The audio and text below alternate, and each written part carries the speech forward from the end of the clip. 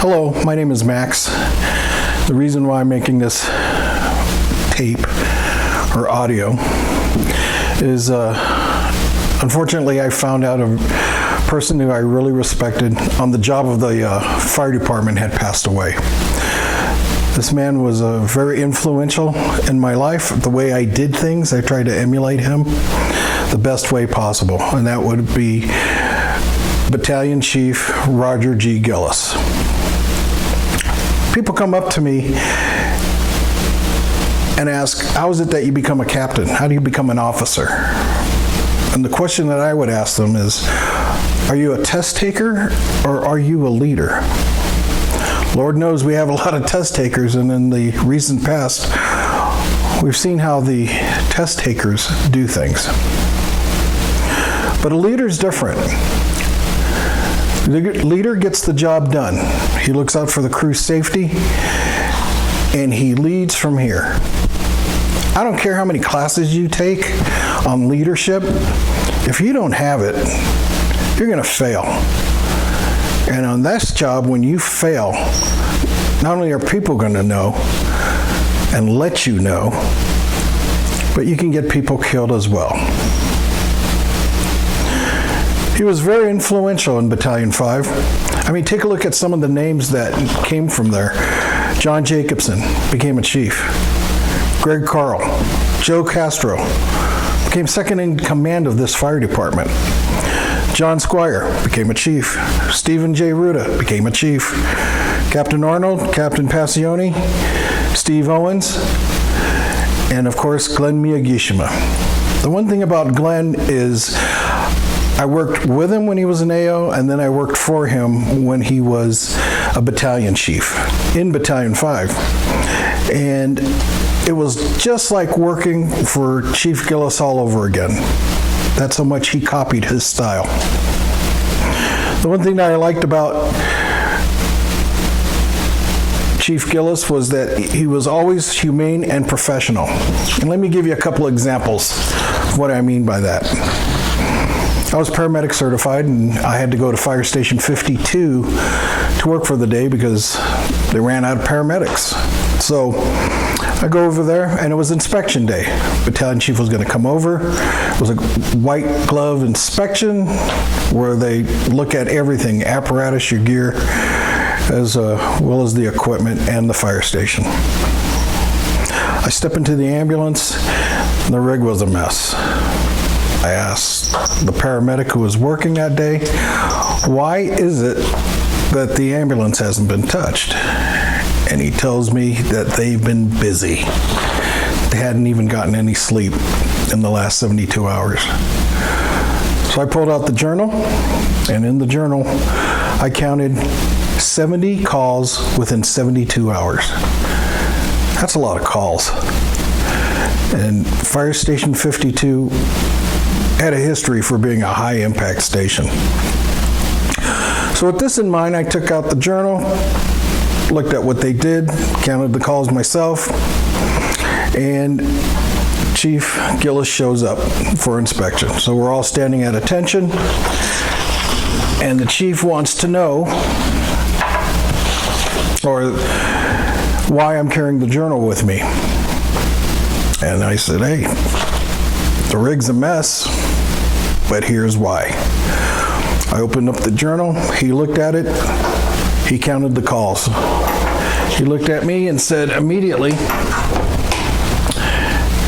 he says, okay, take your gear, put it back on the apparatus, you guys are finished. That's a man with common sense. One day we had to, this is a funny story.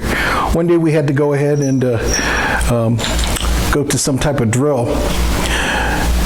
And the entire department was busy with a major brush fire. So instead of having inspection that day, the chief says, you're not off the hook completely. I won't do inspection, but we'll have you guys come over and we'll drill just for a little bit. Nothing crazy. Plenty good. So he finds a house right by the parking lot and tells us immediately, I want to see 100 feet of ladder at the building. So we go, yes, sir. Throw the ladders. He comes and checks them. He checks for the distance from the wall to where the ladders station. Checks to make sure that the rungs are appropriately high above the roof line and that the ladders are safe. So lets us go. Next group comes in. Now the next group happened to have one of my favorite firefighters, Paul Gilbrook. And Paul gets on the truck and we're watching this. And the chief says, I want to see 100 feet of ladder on that building.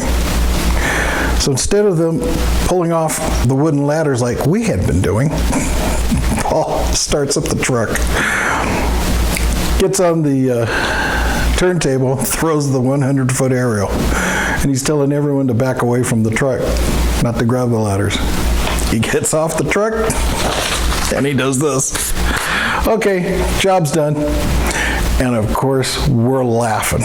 We're laughing our ass off. And Chief Gillis comes running over, that's not what I meant, that's not what I meant. But we couldn't help but keep from laughing. He was easy to talk to.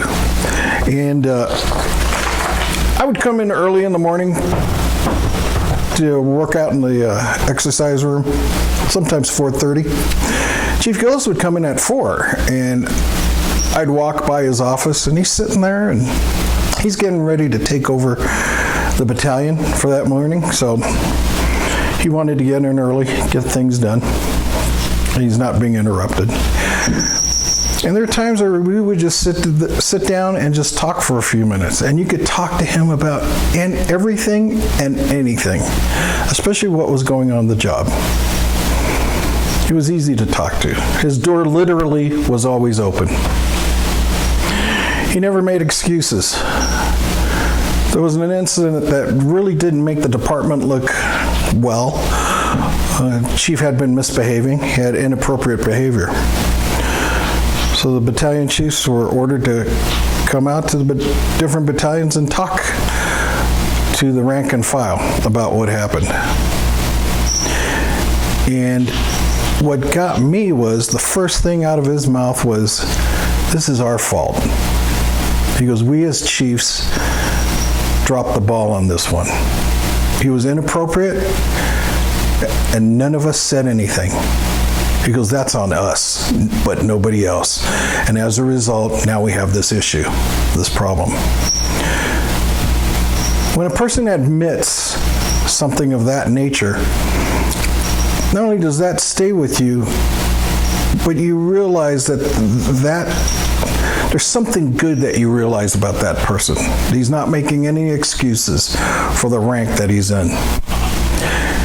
And here, he's not the person who committed the incident or the issue. The other thing was, he was very open. We were having a battalion meeting, and he starts talking, and somehow the subject of his foster kids came up. And in front of all of us, he stopped for a second because he had to fight back tears. That's how much he loved these kids. I think, what was it, about 400 kids that he fostered? And that was, other than being a battalion chief, that was his life as well, taking care of children. He was very proud of his family, very proud of his foster children. I remember when he received the Firefighter of the Year, all the foster children who had become adults were asked to stand up. And first of all, there was a lot of people there.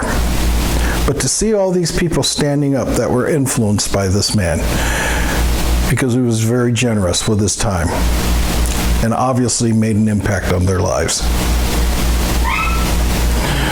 You know, I look back and I see how he is. He could have run this department. In fact, he should have run this department. If we had more people like him, the issues on the LAFD would have been minuscule compared to what they normally are from a department that large. You know, I take a look at pictures of those of us who've retired. I retired in 2018, and we're all getting old. We're part of a dying breed. But I tell you this, I was happy to be working for Chief Gillis as well as the others. We got some good people and we got the job done every time. Didn't matter if it was a fire or a medical call or a multi-casualty incident. Chief Gillis was always there to lead us. I can probably see him up there right now with another person who had passed away, and that's John Squire. Maybe they're up there enjoying themselves, talking about the old times, the good times at Fire Station 27 of Battalion 5. Unfortunately, it's been said that all things human are subject to decay, and when fate summons, even monarchs must obey. I hope he's doing well, and it was a privilege to have known him.